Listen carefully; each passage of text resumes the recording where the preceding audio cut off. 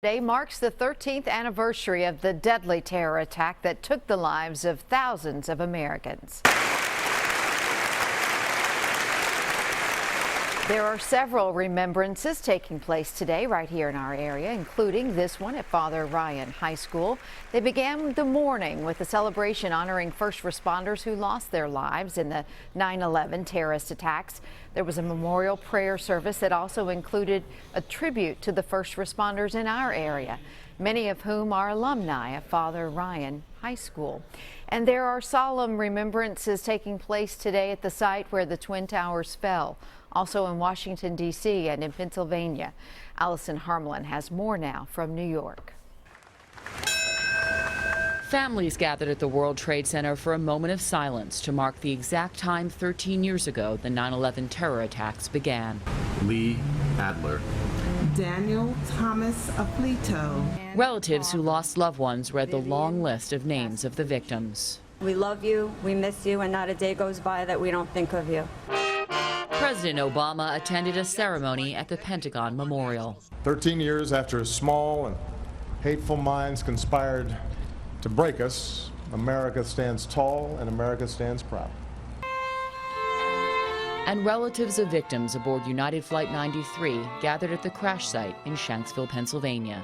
Some families choose to observe the anniversary in a more intimate way. Several are gathered here at this firehouse that lost 15 members on that terrible day. The worst word I ever heard all the time was closure. There is no such thing as closure. Leonard Regalia, who lost his firefighter son Lenny, took part in Engine 54's ceremony. So did Maureen and Al Santora, whose son Christopher joined the fire department just a couple of months before the attacks. We're just so grateful to see each other because we've been through tears and, sorrow, and now it's a reunion. They promise, like the rest of America, to never forget. Allison Harmlin for CBS News, New York. And last night, ironically, on the eve of the anniversary of the September 11th attacks, President Barack Obama told the nation, quote, "We will hunt down terrorists who threaten our country wherever they are." Obama outlined his plan to destroy the militant group ISIS with authorization for airstrikes over both Iraq and now Syria. The president is sending nearly 500 more troops to help Iraqi security forces, and he also indicated he wants to train and equip moderate Syrian rebels to fight the terrorist group on the ground, but he needs congressional authorization before that can happen. A bombshell from South Africa this morning where a judge cleared Oscar Pistorius of all murder charges. The Paralympic track star, known all over the world as the Blade Runner, sobbed uncontrollably as the judge read the verdict.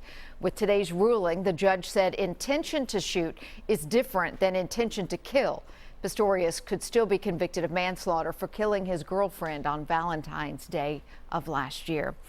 And on a lighter note this morning, CBS is pulling out all the stops for tonight's Ravens-Steelers game right here on News Channel 5. Thursday Night Football is now on CBS. Actor Don Cheadle will start the weekly countdown with fireworks and a dramatic setup for the teams. The network debut is tonight, and fans are promised an amazing experience with a playoff caliber production in every game. Jim Nantz and Phil Simms are going to call the game. Deion Sanders, part of the broadcast team, and they're going to have reports from veteran sideline reporter Tracy Wolfson. Pre-game coverage starts tonight at 6:30 and kickoff is at 7:25. So enjoy the game tonight.